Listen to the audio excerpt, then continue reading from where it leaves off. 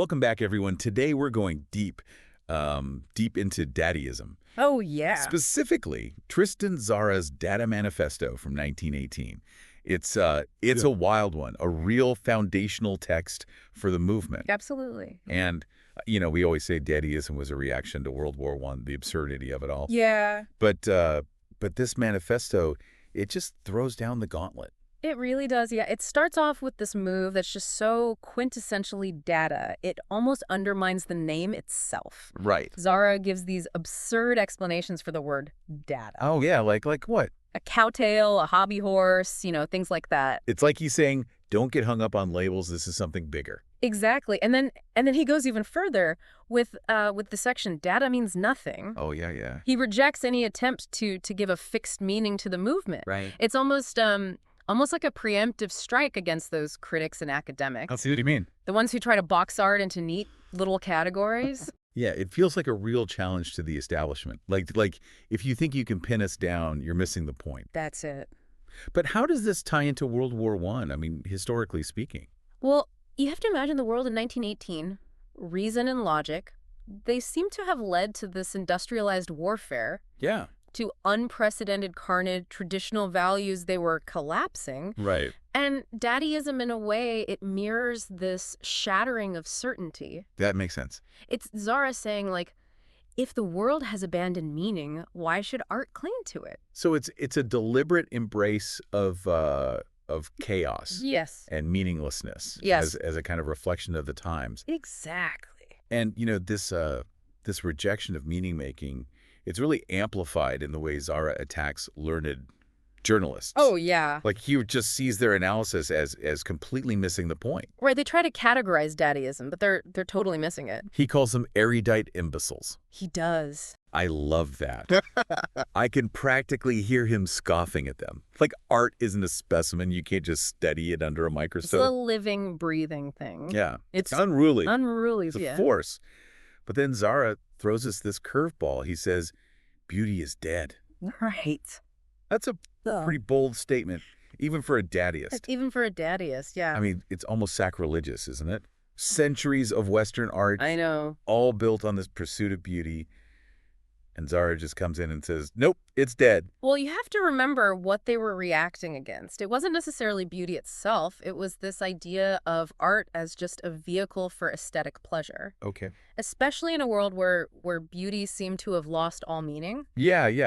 The old standards just don't apply anymore. Exactly. But how does this connect to the actual art of Dadaism? Well, think about those chaotic collages, the jarring images, the use of found objects. It wasn't about creating pretty pictures. Right.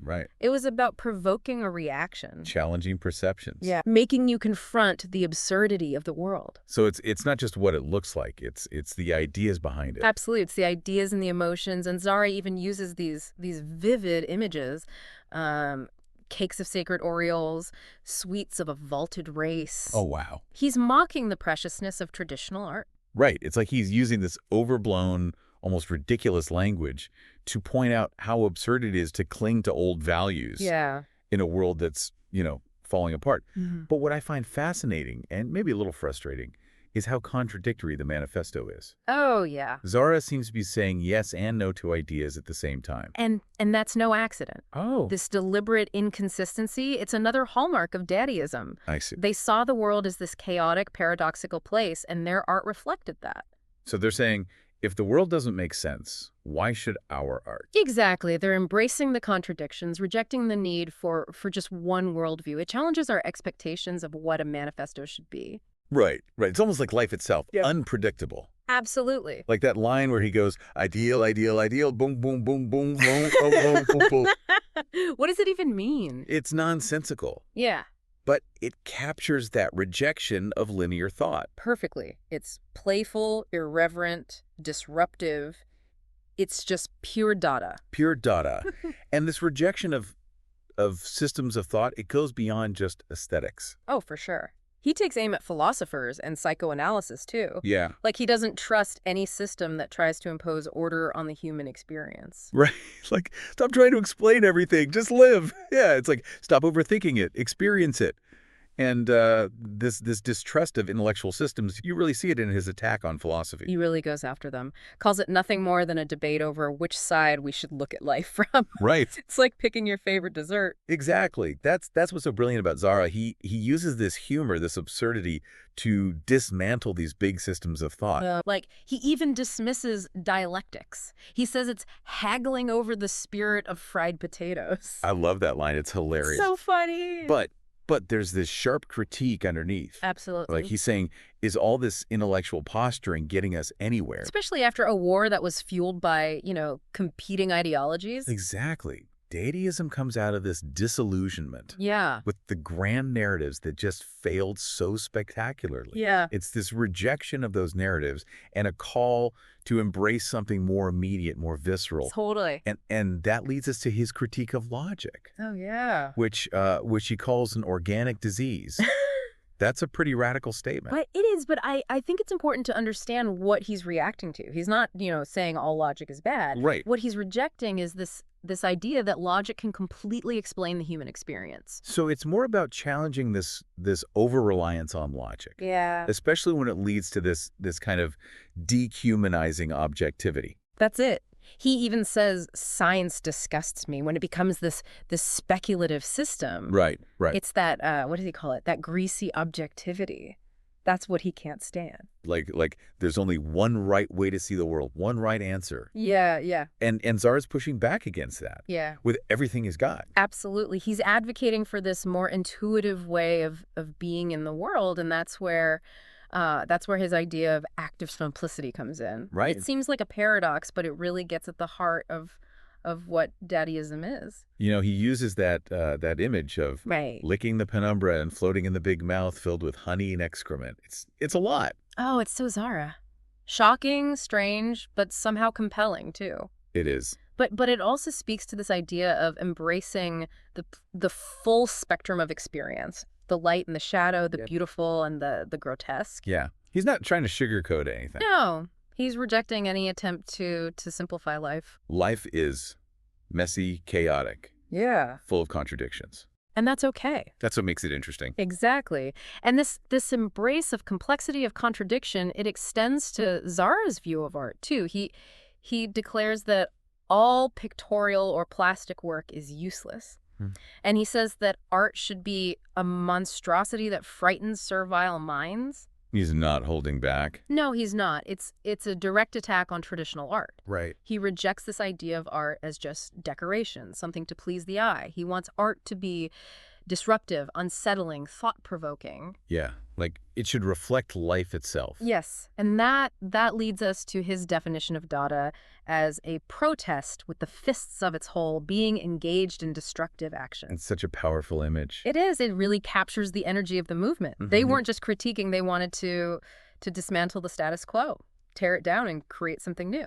And what fuels this destructive impulse is what Tzara calls Dadaist disgust. Oh, yeah, Dadaist disgust. He gives us all these examples, negation of the family, abolition of logic, abolition of memory. Abolition of the future, even. Right. It's this sweeping rejection of everything society holds dear. But it's not nihilism. No, definitely not. Yeah. They're not just destroying for the sake of it. They're clearing the way. For something else. For something more authentic, more vital. Exactly. And this destruction, it's not an end in itself. It's a step towards something new. Which brings us to that word that seems so different from all this destruction. Life. Yes. Life. How do we reconcile those two things? That, I think, is the key to understanding Dadaism. It's not just about tearing things down. It's about embracing the energy of life itself. So it's about finding a way to affirm life. Yes. Even in the face of all this absurdity and chaos. Exactly. It's about recognizing that life is this constant process of creation and destruction and finding beauty in that tension. That's the power of Dadaism. It's this reminder that even when the world seems to have lost all meaning, there's still this creative energy, this drive to make something new, something meaningful. Something that celebrates just being alive. Exactly. And that message still resonates today. Oh, absolutely. Maybe even more so today. It's a call to embrace chaos, to question everything, and to find beauty in the most unexpected places. It's a powerful legacy. Yeah. But there's there's still so much more to unpack. Oh, yeah. We've only just scratched the surface of this wild world of Dada. We've talked about Tzara rejecting traditional meaning, about embracing chaos, even calling for destructive action. But what did all this actually look like? What kind of art came from these ideas? Well, that's the thing about Dadaism. There wasn't really one style. Right. It was more like a spirit, an attitude that could take so many different forms. So we see collage, the collage, photo montage, even performance art and sound poetry. Oh, absolutely. Like everyday objects turn into art. Exactly. And that brings us to maybe the most famous example of Dada art. Oh, yeah. Duchamp's fountain. The urinal. Literally a urinal turned upside down and presented as sculpture caused a huge scandal. Of course. But that was kind of the point, right? Totally. It just embodies that Dadaist idea of challenging what art even is. Yeah. Who decides what art is? Right. Why can't this be art? Exactly. And that challenge, it went way beyond the art world. It made people question authority, taste, the whole system. It's playful, but it's also really subversive. Really subversive. And Dadaism really blurred the lines between art and life. Yeah. Between high culture and low culture. It was almost like democratizing art. Making it for everyone. And that's an important point. Dadaism wasn't just an art movement. It was this whole cultural phenomenon. I see what you mean. It influenced literature, music, fashion. We can still feel those echoes today. I think what gets me about Dadaism, beyond the shock value, is the humor. Yeah. The absurdity. But it's used to make these serious points. Oh, absolutely. It's not just about being outrageous. It's deeper than that. Yeah, it's like they use the absurd to expose the absurdity of the world. That's a great way to put it. Like that line where Tzara describes Dada as a paper flower for the buttonholes of the gentlemen who frequent the ball of masked life. Oh, yeah. What an image. So vivid, so playful. But it's a critique of society, too. Totally. And then there's that part where he talks about a writer's boom boom. Oh, right. It's the satisfaction of pathological curiosity. Yeah. A private bell for inexplicable needs. So strange. Hilarious, but also kind of disturbing. I know. But it's embracing the irrational, the personal. It's celebrating the individual. In all their messiness, Dadaism gave us permission to be ourselves, to express ourselves, break the rules. It challenged this idea that art had to be serious or beautiful or have just one meaning. It opened up this whole new space for art, where it could be meaningful and nonsensical at the same time. Profound and playful. Exactly. And that's still inspiring artists today. Totally. Dadaism might have come out of a specific time, but its spirit is still relevant. Oh, for sure. That creative rebellion, challenging conventions, embracing the absurd.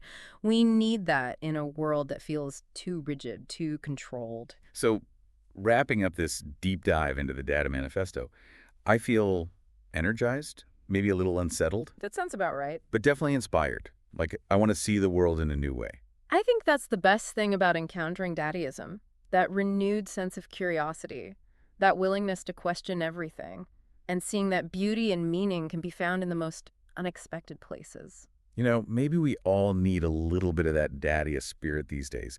Just to remember that sometimes the best way to make sense of things is to embrace the absurdity, play with ideas, and never stop questioning. Absolutely. And if you're ever feeling stuck, creatively or otherwise, just remember Duchamp's fountain. Turn things upside down. Exactly. See what happens. Until next time, everyone, keep diving deep, keep questioning, keep creating.